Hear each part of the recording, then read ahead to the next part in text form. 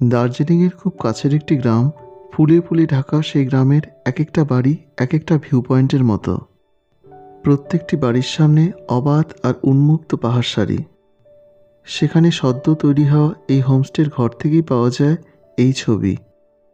প্রথমবারের জন্য trout fish আমি হোমস্টেতেই খেয়েছিলাম।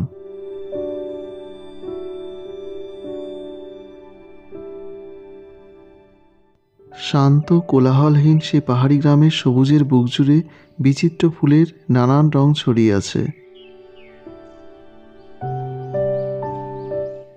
গ্রামের পথ ধরে যেতে যেতে সরল হাসিমুখের পাহাড়ি মানুষগুলো এসে আলাপ করে যায়। যে কোনো বাড়ির হেসেলে ঢুকে এক কাপ চা খেয়ে গল্প করে আসা যায়। সন্ধ্যার মুখে হোমস্টের সামনের এক গাছে সেই অদ্ভুত দর্শন প্রাণীটিকে আমি দেখি। আর একটু রাত গড়ালেই চোখের সামনের পাহাড়টা পুরো রূপকথা হয়ে যায়।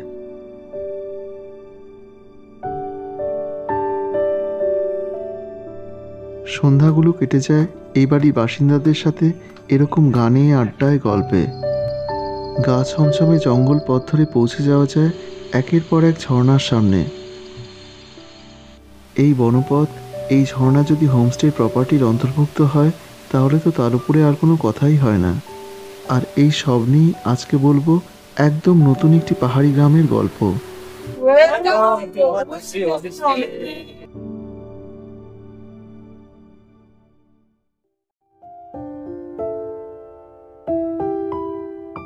এ বাড়ির সামনেটা জুড়ে আছে একের পর এক পাহাড় সারি। আমি ছিলাম এই ঘরে, পাথর আর পাইন কাঠে তৈরি ডুপ্লেক্স কটেজের এটা নিচের ঘর। এই ঘরে দুজন থাকার একপাশেই ডবল বেড আছে।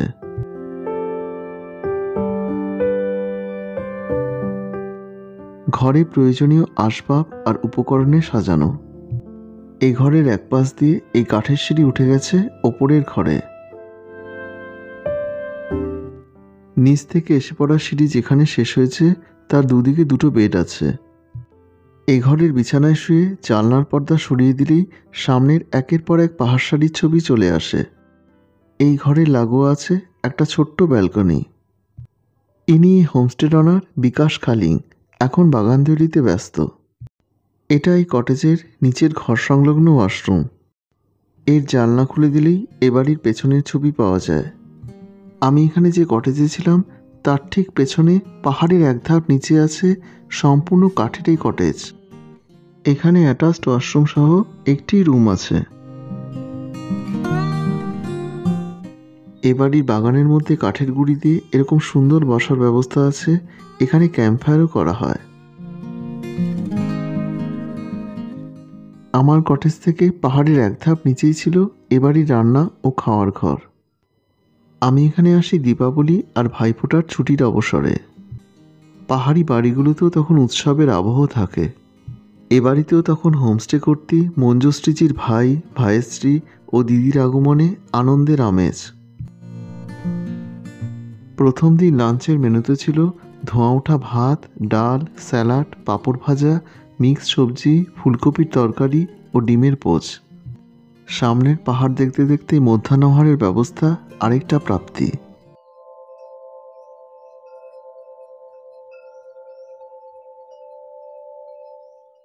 অক্টোবরের শেষাশেষি এই গ্রামে পাহাড়ি সবুজের বুকে গাঁদা ফুলের এই হলুদে সর্বত্র ছেয়ে আছে।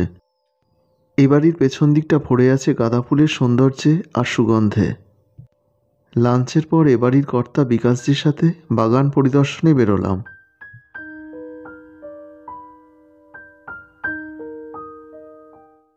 প্রচুর গাছগাছালিতে ভরা সুবিশাল এ জায়গায় মাঝে মাঝে এরকম বসার ব্যবস্থা। সামনে একের পর এক পাহাড় সারি নিয়ে ঘন গাছপালায় ঘেরা এই পাহাড়ি ঢালে 4টে টেন্টও আছে। এই 4টি টেন্টের জন্য একটি কমন ওয়াশরুম আছে।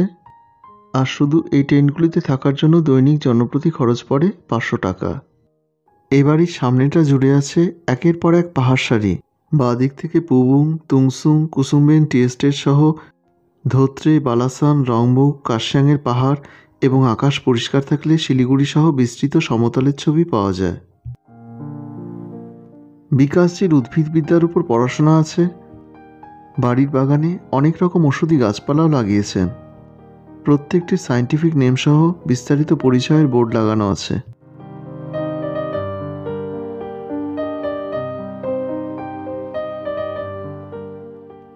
এই গাছের ছোট ছোট সবুজ ফলগুলো পেকে গেলে লাল হয়ে যায়। পুরো বাগান জুড়েই অনেক মেডিসিনাল প্ল্যান্ট রয়েছে, তার মধ্যে বেশ কয়েকটি সুগার আর প্রেশার নিয়ন্ত্রণের খুব ভালো দাওয়াই।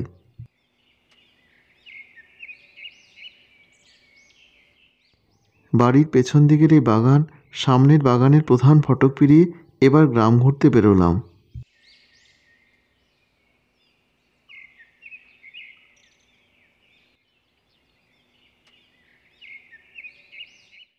এ বাড়ির নিচে পাহাড়ের এক ধাপে আছে একটা বহু পুরনো বাড়ি।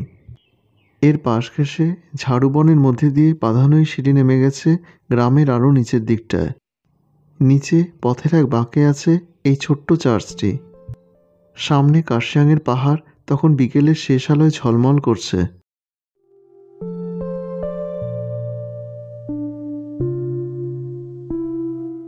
অনেক দূরে দূরে ছড়ানো গ্রামের বাড়িঘর ক্ষেত খামারের মধ্যে দিয়ে চলেছি। গ্রামের প্রতিটি বাড়িতেই নানা রকম শাকসবজির ফলন হয়েছে। এখানে ডাল, মটরশুঁটি, স্কোয়াশ, কুড়লিং ইত্যাদি প্রাচুর্যে ভরে আছে। এখানে রসুন গাছ লাগানো হয়েছে, ফলন পেতে আরো কিছুদিন লাগবে। साइंटिफिक नेम बोलता है इसको टैक्सस बॉकेटा। हाँ, लोकल नेम बोलता है ठेंगने सला। अच्छा, ये कैंसर का मेडिसिन है। अच्छा अच्छा अच्छा ये थ्रोट कैंसर और ब्रेस्ट कैंसर में देता है। अच्छा, दोनों कैंसर और कैंसर में नहीं देती। প্লুংদুং হল দার্জিলিং জেলার সুখিয়া ব্লকের অন্তর্ভুক্ত। প্লুংদুংয়েরই অন্তর্গত আছে অনেকগুলো গ্রাম, যেমন ভুটিয়াগাঁও, লেপচাগাঁও, বালাসন, ছেত্রীগাঁও, বীজদারা, গৈরিগাঁও, বিজুয়াগাঁও, চৌদারা, মাঝিধারা ইত্যাদি। আর এই মঞ্জুশ্রী হোমস্টে যে গ্রামের অন্তর্গত সেটা হলো বিজুয়াগাঁও। প্রতিটি গ্রামে আবার আপার, মিডিল, লোয়ার এই তিনটি পোর্শন আছে। বিজুয়াগাঁওয়ের এই অংশটি হলো মিডিল পোর্শন।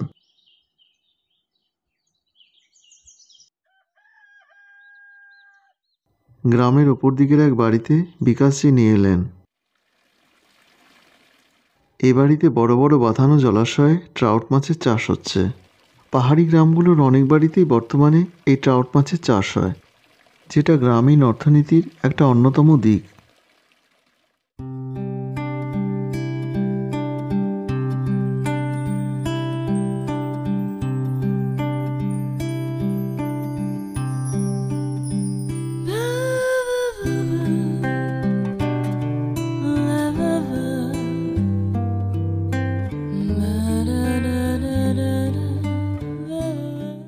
এবার বিকাশ ভাইয়ের সাথে চলে এলাম ওনারই গ্রামতুতো এক বোনের বাড়িতে।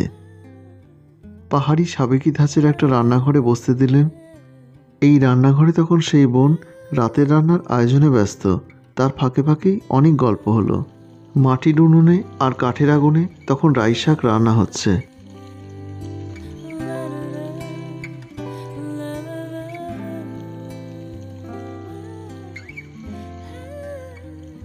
অক্টোবরের শেষের এই সময়টা পাহাড়ি গ্রামগুলোতে বিকেল হতেই একটা শীত শীত ভাব শুরু হয়। রান্নাঘরের উনুনের আগুনের উত্তাপের আরামে এবারই পোষ্য থেকে সদস্যদের সন্ধে থেকে রাত পর্যন্ত কাটে। এই বাড়ি ছেড়ে গ্রামের সবচেয়ে উপরের দিকটা উঠে এলাম। এই সময় এই পাহাড়ের এক একটা অংশ পুরো এরকম স্কোয়াশ বনে ঢেকে আছে।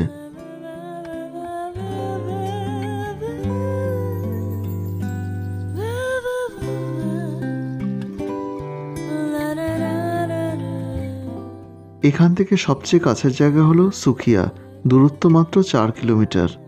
আর দার্জিলিং শহরের দূরত্ব সেখান থেকে 25 কিলোমিটার।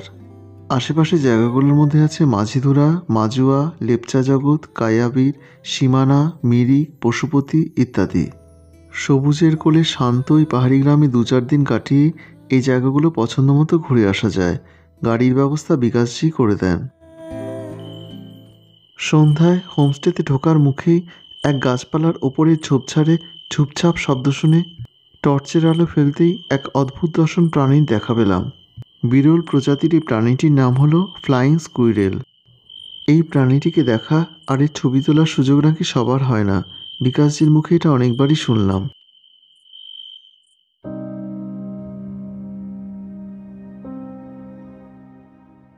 দিনের আলো ফুরিয়ে আসার সাথে সাথেই সামনের একের পর এক পাহাড়সারির খাঁজে খাঁজে এই আলোর খেলা শুরু হতো।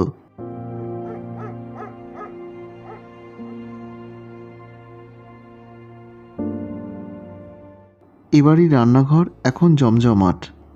সবাই মিলে হাত লাগিয়েছেন মোমো তৈরিতে। বলাই বাহুল্য, আজ সন্ধ্যায় সবাই মিলে মোমো খাওয়া হবে। এই দুদিন এই রান্নাঘরে গানে, গল্পে, আড্ডায় আর খাওয়া দাওয়ায় এই পরিবারের সাথে আমার হৈ হৈ করে কেটেছিল।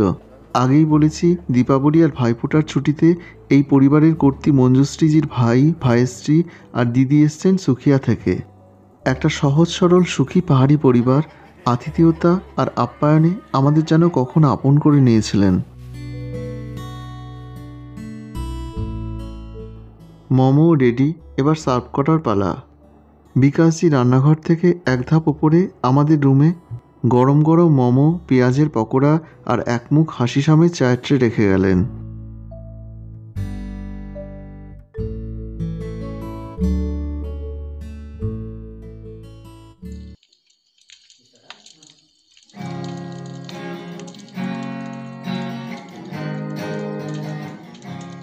সন্ধ্যার পর থেকে ধীরে ধীরে ঠান্ডাও বাড়ত।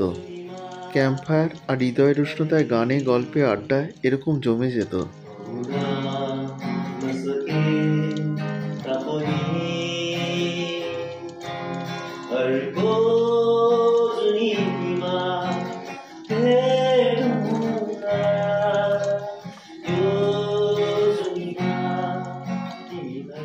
এই হলো মঞ্জুশ্রীজির ভাইপো।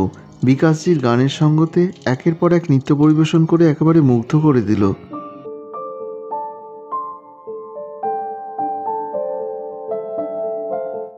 নাচ গানের পর শুরু হলো রাতের রান্নার তোড়জোড়। এনাদের বাগানের বড় এলাচ যে রান্নায় ব্যবহার করা হয় সেটা মঞ্জুশ্রীজি দিদি দেখালেন। এই বাড়ির চাও বাগানের চা পাতা তুলে এরকম শুকিয়ে তৈরি করা হয়, যা স্বাদে আর গন্ধে অতুলনীয়। মঞ্জুশ্রীদির বৌদি চোর কদমে মশলা পেশায় বসে পড়েছেন। বিকাশজি আর তার শ্যালক অর্থাৎ মঞ্জুশ্রীজির ভাই বোতলে তেল ভরার কাজে ব্যস্ত, আর মঞ্জুশ্রীজি আদা কাটায় মন দিয়েছেন। আজ রাতের মেনুর স্পেশাল আইটেম হলো মাটন কারি।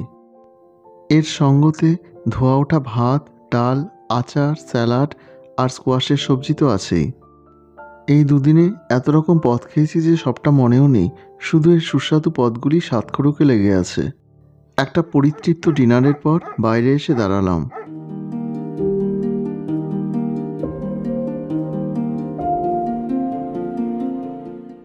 সামনে নিকোষ কালো অন্ধকার পাহাড়ের বুকে হাজার হাজার আলোকবিন্দু।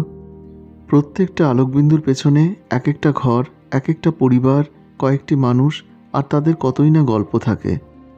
এ বাড়ির গল্প হয়তো বহুদূরের কোনো একটা পাহাড় থেকে কোনো একটা আলোকবিন্দু হয়ে দেখা দিচ্ছে।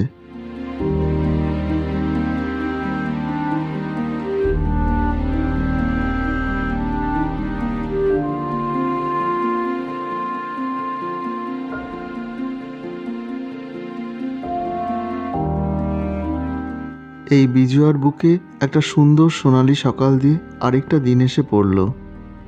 শিলিগুড়ি থেকে এখানে আসার মূলত দুটি পথ আছে। একটি শুকনামোড় থেকে বাদিকের পথ ধরে দুধিয়া, মিরিক, পশুপতি, সীমানা, সুখিয়া হয়ে এ পথে মোটামুটি ঘন্টা তিনেকের মধ্যেই পৌঁছে যাওয়া যায়। আরেকটি পথ আছে শুকনামোড় থেকে সোজা রংটং, তিনধরিয়া, কার্শিয়াং, খুম, লেপচা জগৎ, সুখিয়া হয়ে। তবে দ্বিতীয় এই রুটে 10 থেকে 12 কিলোমিটারের মতো বেশি লাগার জন্য আরও আধ ঘন্টা সময় বেশি লাগে।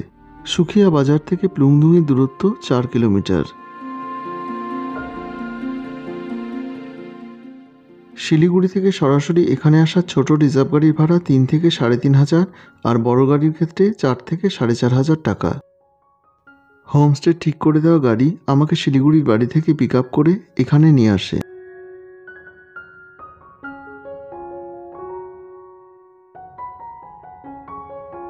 मटर लगाए हैं, मटर और राई का साग, धनिया लहसुन हल्दी दाल আচ্ছা, রাইকা শাক, ধনিয়া, মাশরুম। নিচে বিকাশজির বাগানে সদ্য কিছু সবজি লাগানো হয়েছে। বিকাশজিদের ঘরের সামনেটা অনেক গাছপালার সাথে অনেক প্রজাতির অর্কিড আছে। বাগানে এক চক্কর দিয়ে এসে দেখি মঞ্জুশ্রী হোমস্টের অনার মঞ্জুশ্রীজি আমাদের কটেজের সামনে টেবিলে চা বিস্কিটের ট্রে রেখে গেলেন। সকালে নরম সোনালি রোদে বসে এই হালকা শীত শীত সবুজ পাহাড়ের কোলে ধোয়া ওঠা এক কাপ গরম চায়ের কোনো বিকল্পই নেই। চা পর্বের পরে একটু ফ্রেশ হয়ে আবার বিকাশজির সাথে বেরোলাম সকালের গ্রাম ঘুরতে।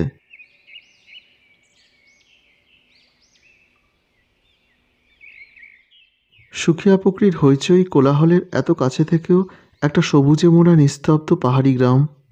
এখন ওই গ্রামে অনেক দূরে দূরে ছড়ানো রংচঙে টিনের চালের কাঠের সাবেকি ধাঁচের এক একটা বাড়ি। পথের দুপাশে গ্রামের বাড়িগুলোর ক্ষেতে কোথাও টমেটো, কোথাও ডার্লি খুরসানি, কোথাও স্কোয়াশ, কোথাও কুমড়ো ইত্যাদি চাষ হচ্ছে। আর বিচিত্র প্রজাতির নানান ফুলের আধিপত্য তো এই গ্রামের সর্বত্র জুড়ে। পাহাড়ি জীবনযাত্রা অনেক ভোর থেকেই শুরু হয়ে যায়। গাছগাছালির আলো ছায়ার মধ্যে দিয়ে গ্রামের নির্জন পথ ধরে চলেছি। এই গ্রামে বিকাশজি প্রথম হোমস্টে চালু করলেন। অনেকেই বাড়ি থেকে বেরিয়ে আমার সাথে আলাপ করে গেলেন, অনেকে চায়ের নেমন্তন্ন করলেন। বিকাশজির অতিথি মানে তাদেরও অতিথি। এটাই সেই সকালে এই গ্রামের সরল পাহাড়ি হাসিমুখের মানুষগুলোর মধ্যে দেখেছিলাম। আর এর টানেই বোধহয় আমার বারবার পাহাড়ে ছুটে আসা।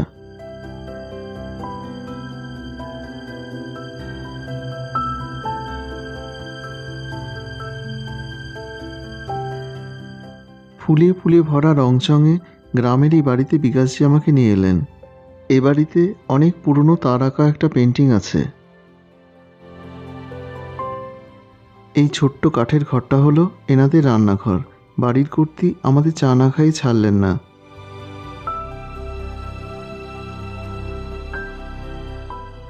একসময় এই গ্রাম লেপচা অধ্যুষিত ছিল। প্লুংদুং কথাটিও এসছে একটি লেপচা শব্দ থেকে, যার অর্থ ব্যাম্বু ট্রি। তবে সেই বাঁশ গাছ এখন আর সেভাবে এই পাহাড়ে নেই। নিচে টিনের চালের এই সবুজ কাঠের বাড়িটা হলো এই গ্রামের চার্চ। আর ইনি হলেন সেই চার্চের প্রিস্ট, বিকাশজিরই তুতো ভাই।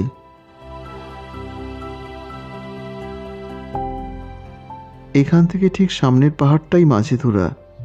এই পাহাড় আর সামনের পাহাড়ের মাঝে অনেক নিচ দিয়ে বয়ে গেছে বালাসান নদী।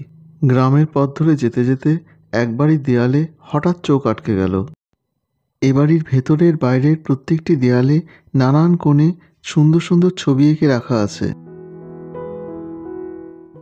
বাড়ির কর্তা আমার আগ্রহ দেখে আমাকে ভেতরের ঘরে নিয়ে এলেন। এই ছবিটি দেয়ালে টানানো ওনার পুত্রের সেলফ পোর্ট্রেট। আর এ হলো তার পুত্র প্রশান্ত, পুরো বাড়ি জুড়ে যার নানান চিত্রকর্ম ছড়ানো আছে।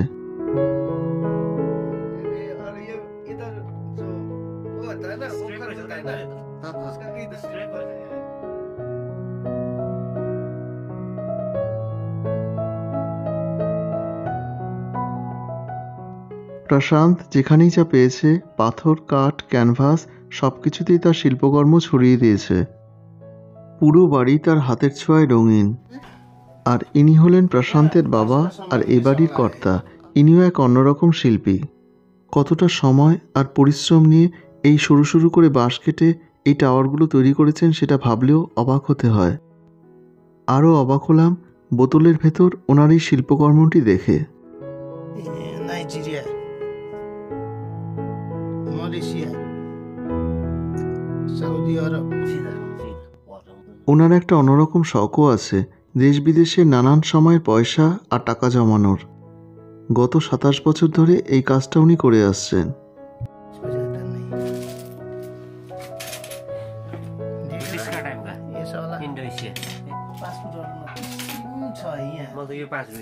সেদিন পাহাড়ের এই বাড়িতে এসে একদম অন্যরকম একটা অভিজ্ঞতা হয়েছিল। বহু পুরনো সময়ের এই ধাতব অংশটি নাকি বজ্রপাতের ফলে সৃষ্টি হয়েছিল। সেদিন প্রশান্তের বাড়ি থেকে বিদায় নিয়ে ফিরে এলাম আমার এই পাহাড়ি বাসায়।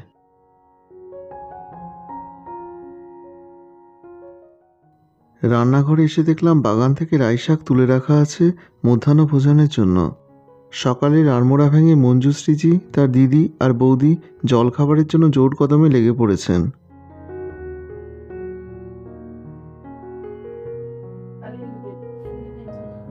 সামনে ঢেউ তোলা সব পাহাড় সারির ছবি দেখতে দেখতে এ ঘরে রান্না খাওয়া দুটোই খুব উপভোগের।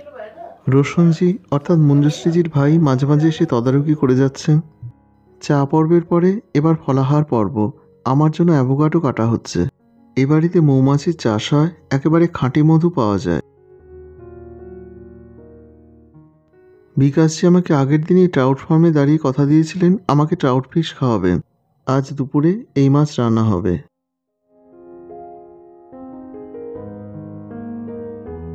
আমি এখানে আসি আমার মায়ের সাথে। ওপরে গাড়ি পার্কিং করে সামনের এই ঘাসে ঢাকা পথ ধরে এই কটেজে আসতে হবে। আর সেই স্টেপগুলো পেরোতে বয়স্ক মানুষদের ওনারা খুবই হেল্প করেন।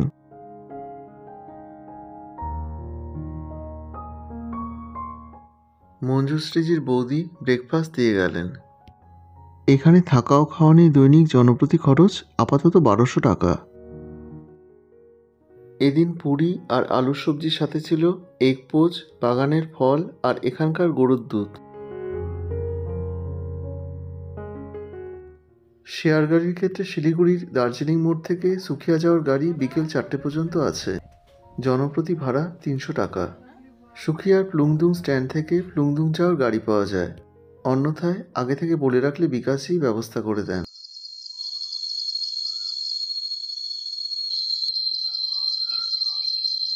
জলখাবার পর্বের পরে গভীর জঙ্গলের পথ ধরে বিকাশজি আর রোশনজির সাথে জোকাখোলা ফলসের উদ্দেশ্যে বেরিয়ে পড়লাম।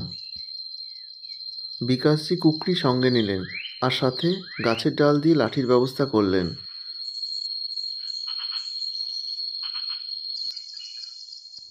গা ছমছমে দুর্ভেদ্য জঙ্গল, যে কোনো মুহূর্তে বন্যপ্রাণীর আগমন ঘটতে পারে।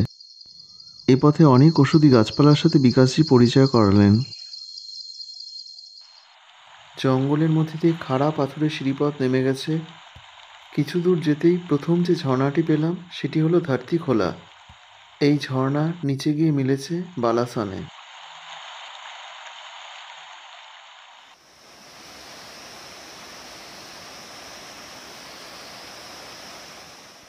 সদ্য বর্ষা শেষের পাহাড়ি ঝর্ণা। অক্টোবরে আমি যখন এখানে আসি তখনও মাঝে মাঝে বৃষ্টি হচ্ছিল। এই পুরো জঙ্গলপথ, এই গাছপালা, এই ঝর্ণা সবটাই শুনলাম বিকাশজিদেরই জমির অন্তর্ভুক্ত।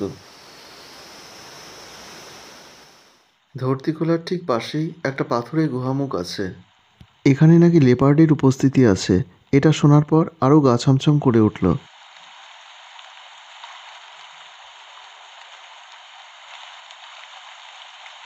কিছু দূর যেতেই আরেকটা ঝর্ণা। বর্ষার সময় তৈরি হওয়া এরকম ছোট ছোট ঝর্ণাগুলোর কোনো নামকরণও হয় না। এই ঝর্ণাগুলো জল গিয়ে পড়েছে অনেক নিচের বালাসানে।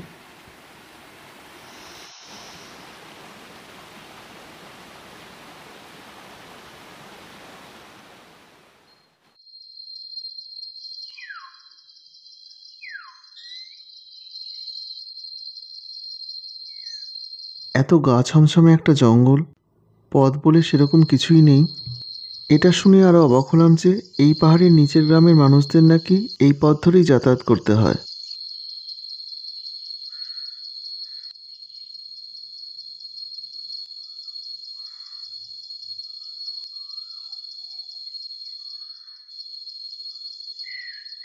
এবার পায়ে চলা পথও শেষ হয়ে গেল। শুকনো পাতা আর বুনো ঝোপঝাড়ে ভরা খাড়া পাহাড়ি ঢাল বেয়ে ক্রমশ নিচের দিকে নামতে থাকলাম। মাঝে মাঝেই সুবিশাল সব পাথরখণ্ড পড়ছিল।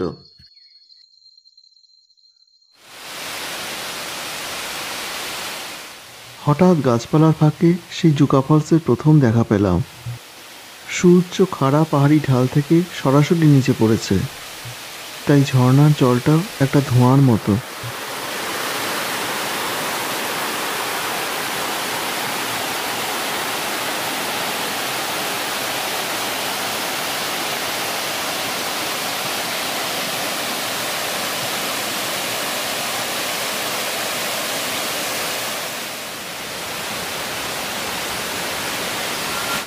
সেদিন আমাদের পথ এখানে এসেই শেষ হয়ে গেল। হোমস্টে থেকে হাঁটা পথে মোটামুটি 30 মিনিটের মতো। এই জুকা ফলস যে পাথুরে ঢাল গড়িয়ে পড়েছে, সেই পাহাড়ি ঢালে রক ক্লাইম্বিংও হয়, তবে উপযুক্ত প্রশিক্ষণ প্রাপ্ত হলে তবেই।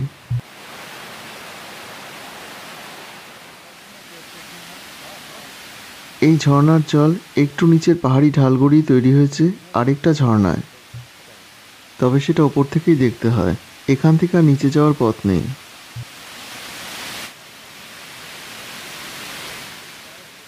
হোমস্টের প্রপার্টির গভীর জঙ্গলের মধ্যে লুকিয়ে থাকা এরকম একটা ঝর্ণা আমাকে মুগ্ধ আর বিস্মিত করলো।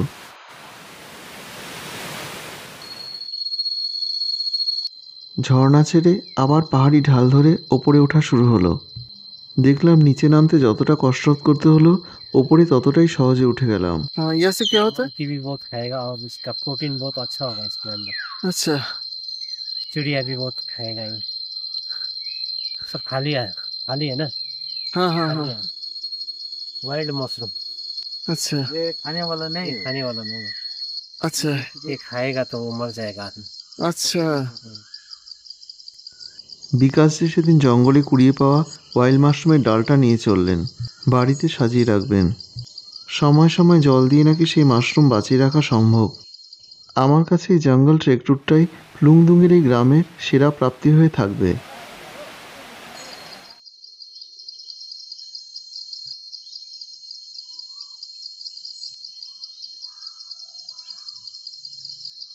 আমরা যখন ফিরে আসি তখন দু একজন এই পথ ধরে চলেছেন আরও নিচের গ্রামের দিকে। বিকাশজি তাদের সাথে গল্পে মেতে গেলেন, আমি আর রোশনজি ফিরে আসলাম হোমস্টেতে।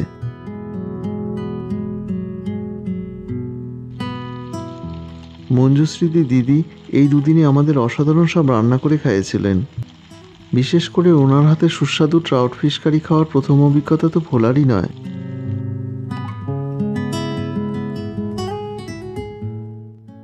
মঞ্জুশ্রীদি এদিনে সুন্দর করে সাজিয়ে গুছিয়ে লাঞ্চ সার্ভ করলেন। এদিনের লাঞ্চের মেনুতে যথারীতি ট্রাউট ফিশের সাথে ছিল ধোয়া ওঠা গরম ভাত, স্যালাড, ডাল, কুমড়োর একটা সবজি, রাই শাক, পাঁপড় ভাজা আর আচার। দ্বিতীয় দিন লাঞ্চের পর থেকেই মেঘ আর কুয়াশায় চারপাশটা সাদা হয়ে গেল, আর রাত্রে শুরু হলো মুষলধারায় বৃষ্টি। ব্যাস, এই পাহাড় আমার কাছে একটা সম্পূর্ণ অভিজ্ঞতা দিয়ে গেল। আমি এখানে তৃতীয় দিন ব্রেকফাস্টের পর এখান থেকেই যাই আরেকটি এরকমই একদম অফবিট পাহাড়ি জায়গায়। সেই গ্রামের গল্প থাকবে পরের পর্বে। আর এখানেই হোমস্টে আর এই গ্রামকে নিয়ে আমার দুদিনের অভিজ্ঞতাটুকুই তুলে ধরলাম। আর সেই সূত্রে বলি, প্লুংদুংয়ের এই বিজয়া গাঁও আমার কাছে বড় মধুর স্মৃতি হয়ে থেকে যাবে।